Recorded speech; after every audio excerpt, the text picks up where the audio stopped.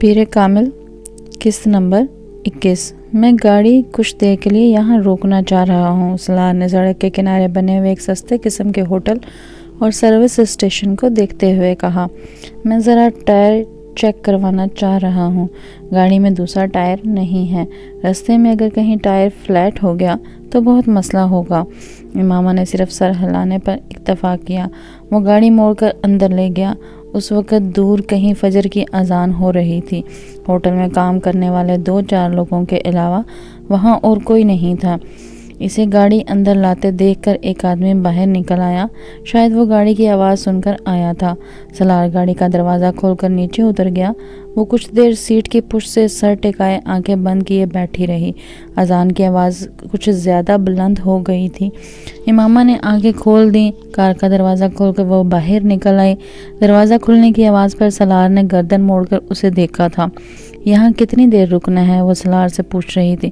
10-15 minute. میں engine بھی ایک دفعہ چیک کروانا چاہتا ہوں۔ میں نماز پڑھنا چاہتی ہوں، مجھے وضو کرنا ہے، اس نے سلار سے کہا۔ اس سے پہلے کہ سلار کچھ کہتا، اس آدمی نے بلند آواز میں اسے پکارتے ہوئے کہا، باجی وضو کرنا ہے تو اس ڈرم سے پانی لے لیں۔ اور وہ نماز کہاں پڑھے گی؟ سلار نے اس آدمی سے پوچھا۔ یہ سامنے والے کمرے میں جائے نماز دے دیتا ہوں۔ وہ پائپ اتار رہا تھا۔ پہلے جائے نماز دے دوں، پھر انجن آ کر چیک کرتا ہوں، اس آدمی نے اس کمرے کی طرف جاتے ہوئے کہا۔ سلار نے دور سے امامہ کو اس ڈرم کے پاس کچھ تذبذب کی حالت میں کھڑے دیکھا۔ وہ لاشعوری طور پر آگے چلا آیا۔ وہ تارکول کا ایک بہت بڑا خالی ڈرم تھا جسے ایک ڈھکن سے کور کیا گیا تھا۔ اس میں سے پانی کیسے لوں؟ امامہ نے قدموں کی چاپ پر پیچھے مڑ کر دیکھا۔ سلار نے ادھر ادھر نظر دوڑائی۔ کچھ فاصلے پر ایک بالٹی پڑی ہوئی نظر آئی۔ وہ بالٹی کو اٹھا لایا۔ میرا خیال ہے یہ بالٹی کو پانی نکالنے کے لیے استعمال کرتے ہیں، اس نے امامہ سے کہتے ہوئے ڈرم کا ڈھکن اٹھایا اور اس میں سے پانی نکال کر پانی بالٹی میں بھر لیا۔ میں کرا دیتا ہوں وضو۔ سلار نے اس کے چہرے پر تذبذب نظر آیا، مگر پھر کچھ کہنے کے بجائے وہ اپنی آستین اوپر کرنے لگی۔ اپنی گھڑی اتار کر اس نے سلار کی طرف بڑھا دی۔ وہ پنجوں کے بل زمین پر بیٹھ گئی۔ سلار نے اس کے بڑے ہوئے ہاتھوں پر کچھ پانی ڈالا۔ امامہ کو بے اختیار جیسے کرنٹ لگا۔ اس نے یکدم اپنے ہاتھ پیچھے کر لیا۔ کیا ہوا؟ سلار نے کچھ حیرانی سے کہا۔ کچھ نہیں، پانی بہت ٹھنڈا ہے، تم پانی ڈالو۔ وہ ایک بار پھر ہاتھ پھیلا رہی تھی۔ سلار نے پانی ڈالنا شروع کر دیا۔ وہ وضو کرنے لگی۔ پہلی بار سلار نے اس کے ہاتھوں کو کوہنیوں تک دیکھا۔ کچھ دیر کے لیے وہ اس کی کلائیوں سے نظر نہیں ہٹا سکا۔ پھر اس کی نظر اس کی کلائیوں سے اس کے چہرے پر چلی گئی۔ وہ اپنی چادر کو ہٹائے بغیر بڑی احتیاط کے ساتھ سر، کانوں اور گردن کا مسح کر رہی تھی، اور سلار کی نظریں اس کے ہاتھوں کی حرکت کے ساتھ ساتھ سفر کر رہی تھیں۔ اس کی گردن میں موجود سونے کی چین اور اس میں لٹکنے والے موتی کو بھی اس نے پہلی بار دریافت کیا تھا۔ سلار نے اسے جتنی بار دیکھا تھا اسی طرح کی چادر میں دیکھا تھا۔ چادر کا رنگ مختلف ہوتا، مگر وہ ہمیشہ اسے ایک ہی انداز میں لپٹے ہوئے ہوتی۔ وہ کبھی اس کے خد و خال پر غور نہیں کر سکا۔ پاؤں پر پانی میں خود ڈال لیتی ہوں۔ اس نے کھڑے ہوتے ہوئے سلار کے ہاتھ سے اس بالٹی کو پکڑ لیا جو اب تقریباً خالی ہونے والی تھی۔ سلار چند قدم پیچھے ہٹ کر محویت سے دیکھنے لگا۔ وہ وضو کر چکی تو سلار کی محویت ختم ہوئی۔ اس نے گھڑی اس کی طرف بڑھا دی۔ آگے پیچھے چلتے ہوئے وہ اس کمرے تک آئے جہاں وہ آدمی گیا تھا۔ وہ آدمی جب تک کمرے میں ایک طرف مسلح بچھا چکا تھا۔ امامہ خاموشی سے جائے نماز کی طرف بڑھ گئی۔ لاہور کی حدود میں داخل ہوتے ہی امامہ نے اس سے کہا، اب تم مجھے کسی بھی اسٹاپ پر اتار دو، میں چلی جاؤں گی۔ تم جہاں جانا چاہتی ہو میں تمہیں وہاں چھوڑ دیتا ہوں۔ اتنی دھند میں کسی ٹرانسپورٹ کا انتظار کرتے تمہیں بہت وقت لگے گا۔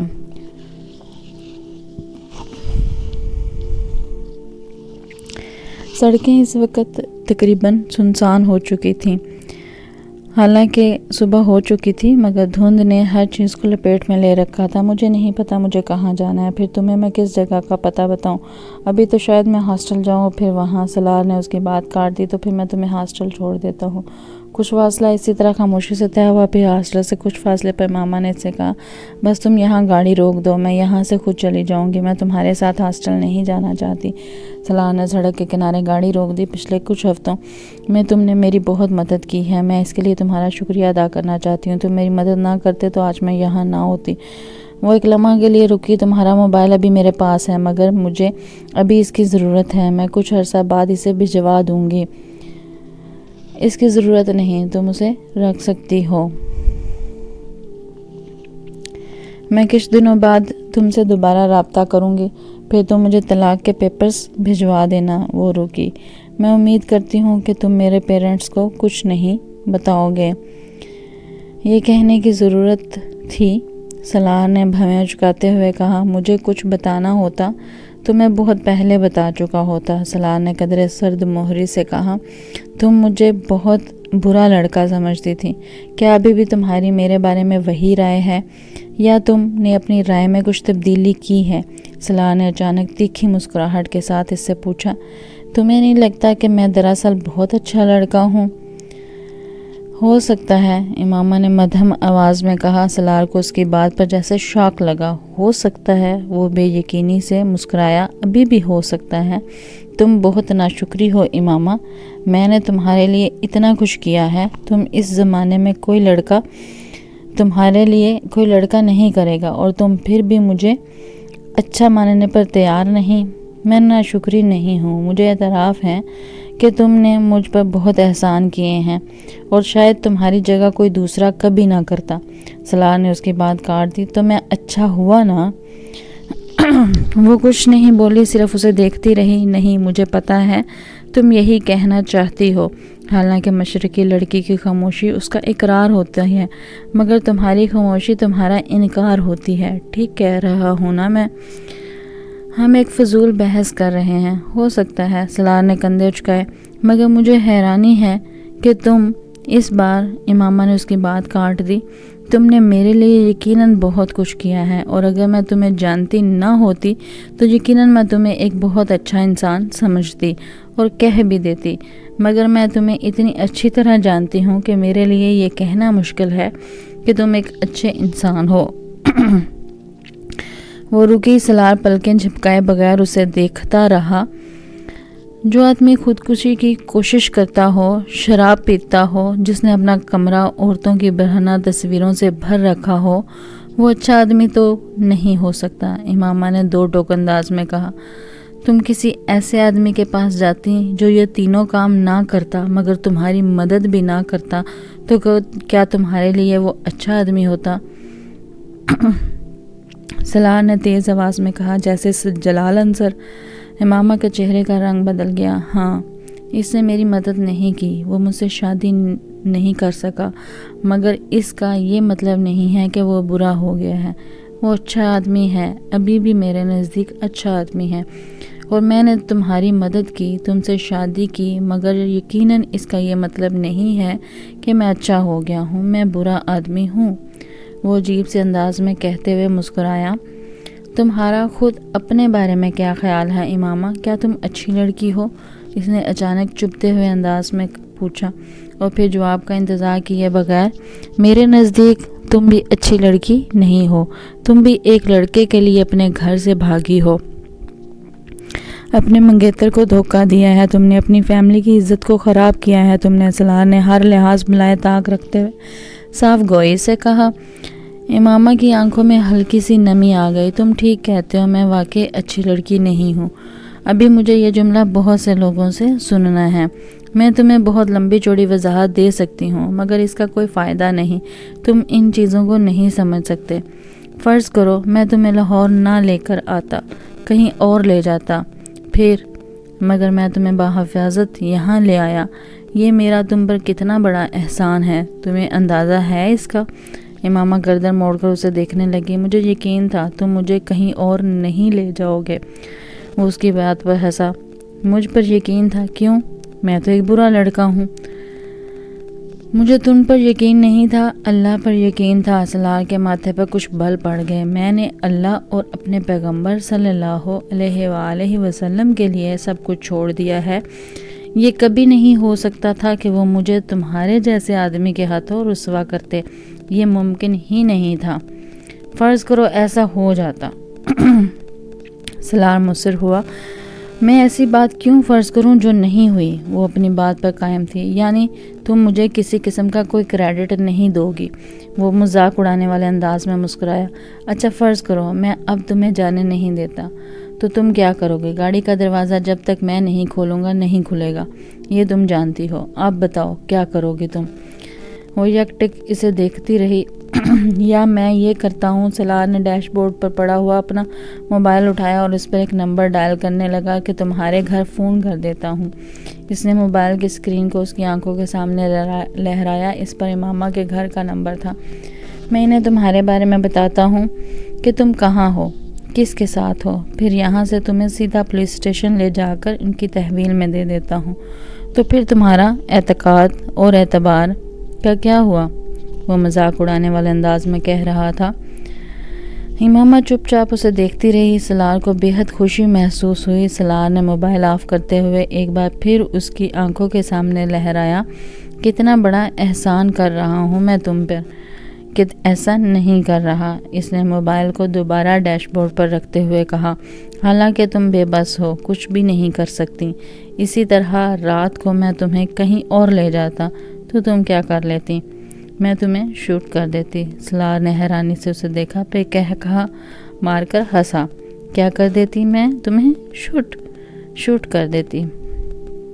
اس نے اسی انداز میں رک کر اسے کہا۔ وہ اسٹیئرنگ پر دونوں ہاتھ رکھ کر کھلکھلا کر ہنسا۔ کبھی زندگی میں پسٹل دیکھا بھی ہے تم نے؟ اس نے امامہ کا مذاق اڑاتے ہوئے کہا۔ سلار نے اسے جھکتے ہوئے اور اپنے پاؤں کی طرف ہاتھ بڑھاتے دیکھا۔ جب وہ سیدھی ہوئی تو اس نے سلار سے کہا، شاید اسے کہتے ہیں۔ سلار ہنسنا بھول گیا۔ اس کے دائیں ہاتھ میں چھوٹے سائز کا ایک بہت خوبصورت اور قیمتی لیڈیز پستول تھا۔ سلار پستول پر اس کے ہاتھ کی گرفت دیکھ کر جان گیا تھا کہ وہ کسی اناڑی کے ہاتھ میں نہیں تھا۔ اس نے بے یقینی سے امامہ کو دیکھا۔ تم مجھے شوٹ کر سکتی تھی۔ ہاں میں تمہیں شوٹ کر سکتی تھی، مگر میں نے ایسا نہیں کیا کیونکہ تم نے مجھے کوئی دھوکہ نہیں دیا، اس نے مستحکم آواز میں کہا۔ اس نے پستول سلار کی طرف نہیں کیا تھا، صرف اپنے ہاتھ میں رکھا تھا۔ گاڑی کا لاک، اس نے بات ادھوری چھوڑتے ہوئے سلار سے کہا۔ سلار نے غیر ارادی طور پر اپنی طرف موجود بٹن دبا کر لاک کھول دیا۔ امامہ نے دروازہ کھول دیا۔ وہ پستول اپنی گود میں موجود بیگ میں رکھ رہی تھی۔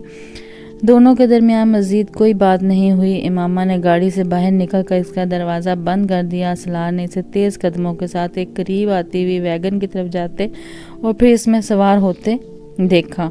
اس کی قوت مشاہدہ بہت تیز تھی۔ وہ کسی بھی شخص کے چہرے کو پڑھ سکتا تھا اور اسے اس چیز پر بڑا زوم بھی تھا، مگر وہاں اس دھند آلود سڑک پر گاڑی پر بیٹھتے ہوئے اس نے اعتراف کیا وہ امامہ ہاشم کو نہیں جان سکا تھا۔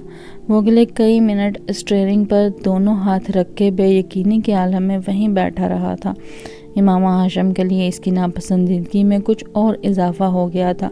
وہ واپسی پر دھند کی پرواہ کیے بغیر پوری رفتار سے گاڑی چلا کر آیا تھا۔ پورا راستہ اس کا ذہن اسی ادھیڑ بن میں لگا ہوا تھا کہ اس نے پستول آخر کہاں سے نکالا تھا۔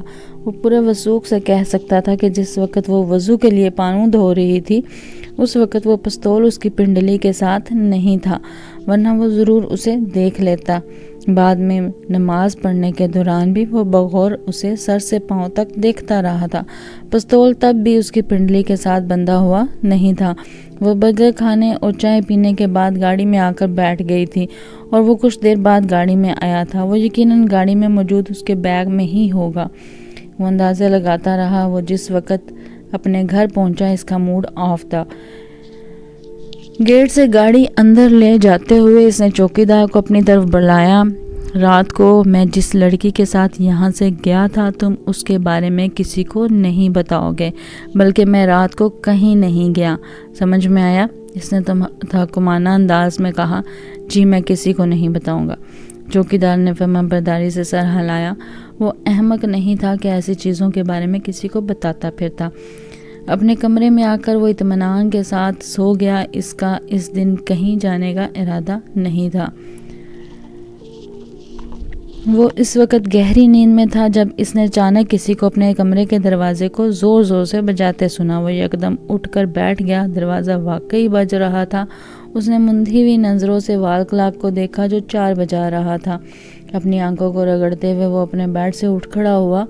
اسے دروازہ بجانے والے پر شدید غصہ آ رہا تھا۔ اسی غصے کے عالم میں اس نے بڑبڑاتے ہوئے ایک جھٹکے کے ساتھ دروازہ کھول دیا۔ باہر ملازم کھڑا تھا۔ کیا تکلیف ہے تمہیں؟ کیوں اس طرح دروازہ بجا رہے ہو؟ دروازہ توڑنا چاہتے ہو تم؟ وہ دروازہ کھولتے ہی ملازم پر چلایا۔ سالار صاحب، باہر پولیس کھڑی ہے، ملازم نے گھبرائے ہوئے انداز میں کہا۔ سالار کا غصہ اور نیند 1 منٹ میں غائب ہو گئے۔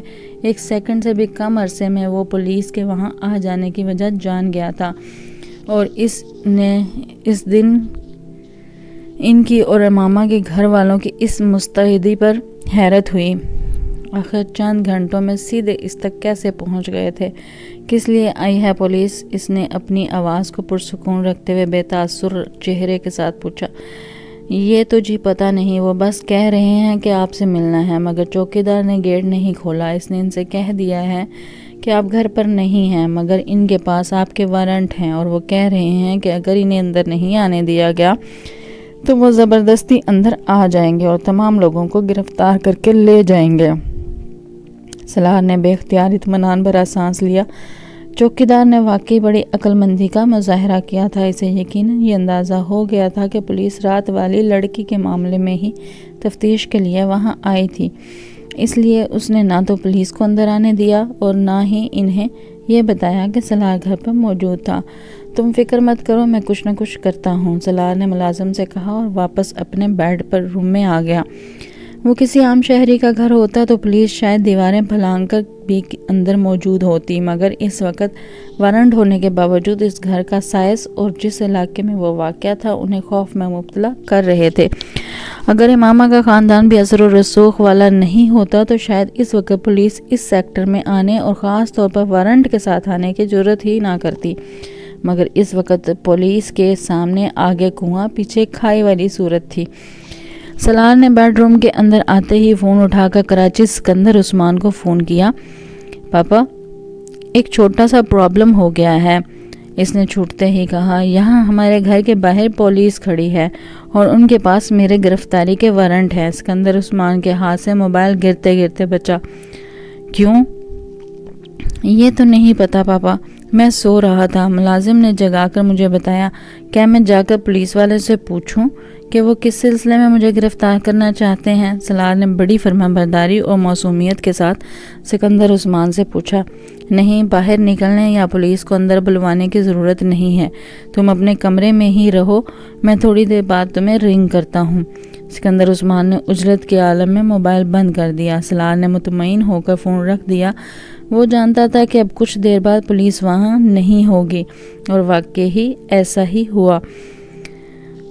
10-15 منٹ کے بعد ملازم نے آ کر اسے پولیس کے جانے کے بارے میں بتایا۔ ملازم ابھی اس سے بات کر ہی رہا تھا کہ جب سکندر نے دوبارہ کال کی تھی۔ پولیس چلی گئی ہے، سکندر نے اس کی آواز سنتے ہی کہا۔ ہاں چلی گئی ہے، سالار نے بڑے اطمینان بھرے انداز میں کہا۔ اب تم میری بات ٹھیک طرح سنو، اور میں اور تمہاری ممی رات کو کراچی سے اسلام آباد پہنچ رہے ہیں، تم تب تک گھر سے کہیں نہیں نکلو گے، سنا تم نے؟ سالار کو ان کی بات کرنے کا انداز بہت عجیب سا لگا۔ انہوں نے بہت اکڑ انداز اور سرد مہری سے اس سے بات کی تھی۔ سن لیا، وہ دوسری طرف سے فون بند کر چکے تھے۔ سالار بھی فون بند کر رہا تھا جب اس کی نظر اپنے کمرے کے کارپٹ پر پڑی۔ وہاں جوتے کے نشانات تھے اور اس نے دیکھا کہ ملازم بھی قدرے حیرانی کے عالم میں ان نشانات کو دیکھ رہا تھا جو کھڑکی سے قطار کی صورت میں بڑھ رہے تھے۔ جوتے کے ان نشانات کو صاف کر دو، سالار نے تحقیرانہ انداز میں کہا۔ ملازم کمرے سے باہر چلا گیا۔ سالار اٹھ کر کھڑکی کی طرف آ گیا اور اس نے وہ سلائیڈنگ ونڈو پوری طرح کھول دی۔ اس کا اندازہ ٹھیک تھا، جوتے کے وہ مٹی والے نشانات باہر برآمدے میں بھی موجود تھے۔ امامہ اپنی کیاریوں سے گزر کر دیوار پھلانگ کر ان کی کیاریوں میں کودی تھی، اور یہی وجہ تھی کہ اس کے جوتے کے تلے مٹی سے بھر گئے تھے۔ اس کی وجہ سے اوس کی وجہ سے وہ مٹی کم اور کیچڑ زیادہ تھی، اور اس کے برآمدے کے سفید ماربل پر وہ نشانات بالکل ایک قطار کی صورت میں آ رہے تھے۔ وہ ایک گہری سانس لیتا ہوا اندر آ گیا۔ ملازم کمرے میں ان نشانات کو صاف کرنے میں مصروف تھا۔ باہر برآمدے میں بھی پیروں کے کچھ نشانات ہیں، انہیں بھی صاف کر دینا۔ سلار نے اس سے کہا، یہ کس کے نشان ہیں؟ ملازم زیادہ دیر اپنے تجسس پر قابو نہیں رکھ سکا۔ میرے، سلار نے اکھڑ لہجے میں کہا۔